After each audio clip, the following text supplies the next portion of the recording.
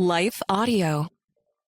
And I said this last time, but I want to say it again. So, Christian, if you are a mature Christian, Chris is going to be your most incredible resource.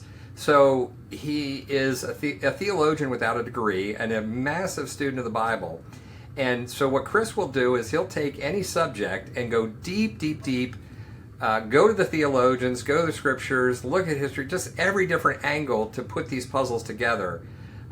So helpful to listen to, real treasure. Today we are going to talk about the Antichrist, so I am going to pass the mic to you, my brother. Where do we start with the Antichrist? Elijah will precede the Messiah. We know this in some form that John the Baptist in type was kind of like an Elijah, but not Elijah himself. But that's an incredibly important thing that the Antichrist, I believe, will have to fake if he wants to present himself as the Antichrist. But here's the big one. The Messiah will physically defeat Assyria, Egypt, and incorporate them into Israel's expanded borders.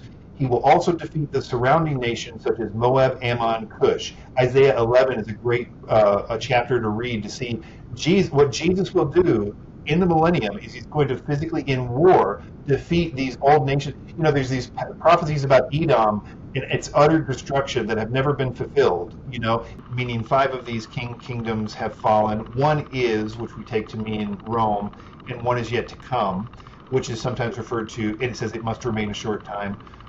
But the revived Roman Empire, now that we think about it, really comes from Daniel 2 and comparing that with Daniel 7. A theory I used to reject, but I did a series on the 10 Kings trying to essentially falsify it and ended up kind of agreeing with it. That there was a sense in which this last kingdom that will have 10 kings will in some sense be like the Roman Empire. And I think I know at least one of those reasons. I call it one of my pet theories, so take it with a super grain of salt. Yeah, that's great. So if you look on a map of all the other head empires that most Bible prophecy teachers agree are part of those other heads, so Babylon, Medo-Persia, Greece, Rome, Egypt, etc. And you look at it on a timeline, because Daniel 7, when it talks about these, when we get the first sort of picture of these kings, it says they come out of the Great Sea.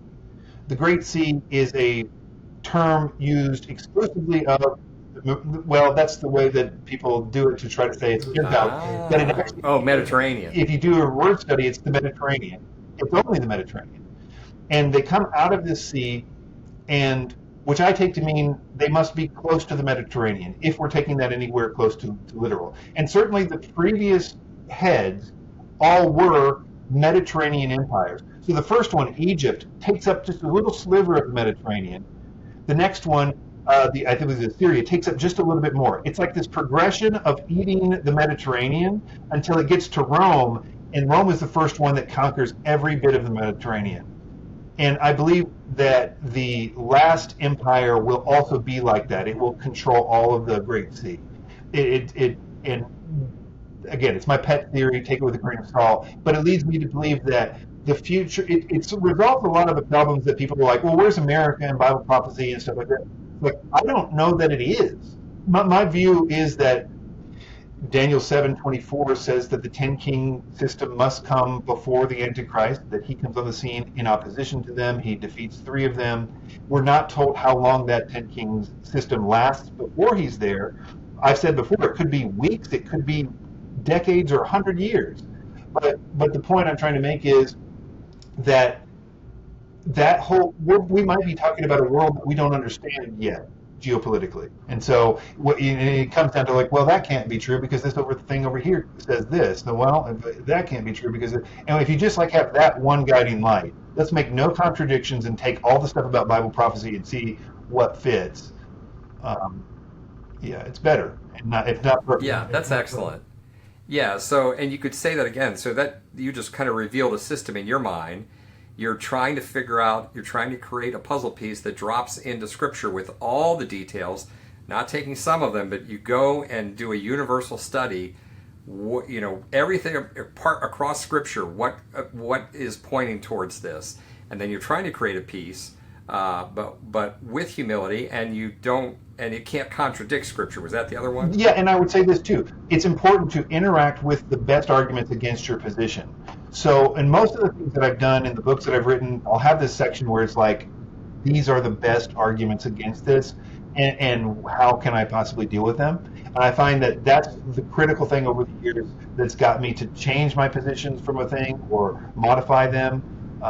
Critical stuff. What else do people need to know about the Antichrist? I think that don't believe that you are immune from the deception. Don't believe you'll recognize him. Don't think you're just going to recognize him. Life Audio.